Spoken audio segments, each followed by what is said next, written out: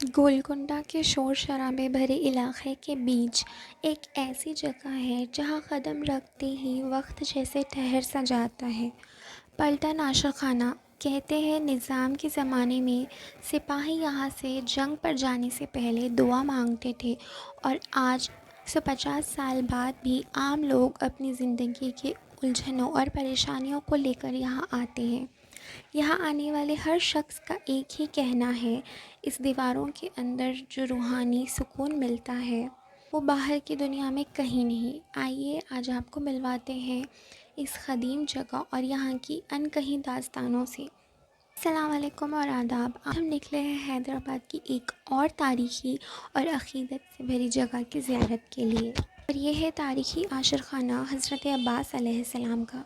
قطب شاہی دور سے ہی حیدرآباد میں عاشقانوں کی ایک خاص اہمیت رہی ہے۔ یہ عاشقانہ حضرت عباس علیہ السلام کے نام سے منسوب ہے، جنہیں کربلا کے میدان میں وفاداری، شجاعت اور علمدار کے روپ میں یاد کیا جاتا ہے۔ آگے ہم اس عاشقانے کے 3 بڑے ایسے معجزات کے بارے میں بات کریں گے جو بزرگات ہمیں بتاتے ہیں۔ ان تاریخی دیواروں پر محراب پر ایک خاص لفظ لکھا ہے، باب الحوائج، جس کا مطلب ہے دعاؤں اور حاجتوں کی قبولیت کا دروازہ۔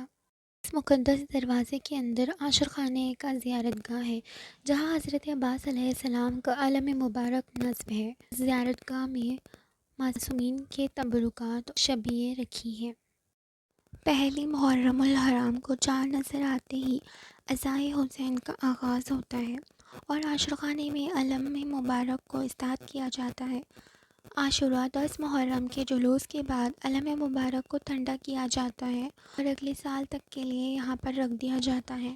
اس کانچ کے کیبنٹ میں عاشقانے کے مقدس تبرکات رکھے گئے ہیں، جس میں کربلائے روضہ مبارک کی شبیہ اور تاج مبارک شامل ہے۔ یہ تبرکات 16-17 سینچری قطب شاہی دور میں عزائے حسین علیہ السلام کے احترام میں کربلا اور ایران سے لائے گئے تھے، جنہیں زائرین کی زیارت کے لیے یہاں محفوظ رکھا گیا ہے۔ اب بات کرتے ہیں یہاں پہ پہلے معجزے کی۔ قطب شاہی زمانے کی ایک روایت کے مطابق جب یہ عاشقانہ تعمیر ہوا تھا، تب ایک شدید آندھی میں پرانے علاقے کے چراغ بجھ گئے تھے، لیکن حضرت عباس علیہ السلام کے علم کے پاس رکھا ایک مٹی کا دیا لگاتار جلتا رہا۔ تب سے لوگ اسے ایک روحانی حفاظت کا مرکز مانتے ہیں۔ اب بات کرتے ہیں یہاں پہ دوسری معجزے کی۔ عاشقانے کے پاس رہنے والا ایک عام مقامی شخص کی 6 سالہ بیٹی شدید بیماری اور بخار کی وجہ سے چلنے پھرنے سے قاصر ہو گئی تھی۔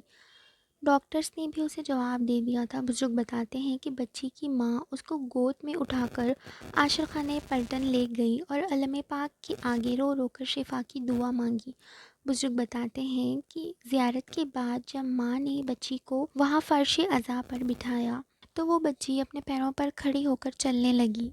بات کرتے ہیں یہاں پہ تیسرے معجزے کی۔ قلعہ گولکنڈے کی ایک غریب مزدور پر بہت بڑا قرض ہو گیا تھا، اور وہ اپنی بیٹی کی شادی کے لیے شدید پریشان تھا۔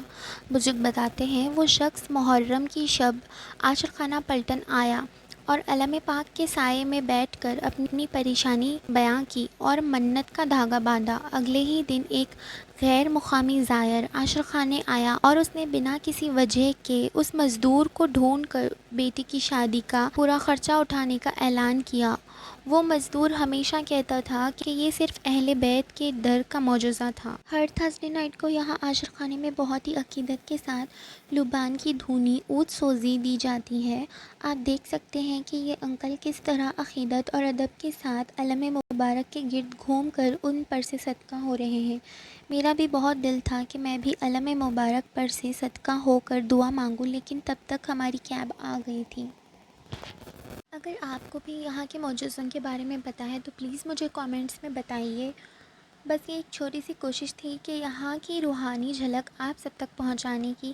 اپنی دعاؤں میں یاد رکھیے اور ملتے ہیں نیکسٹ ویڈیو میں۔ خدا حافظ۔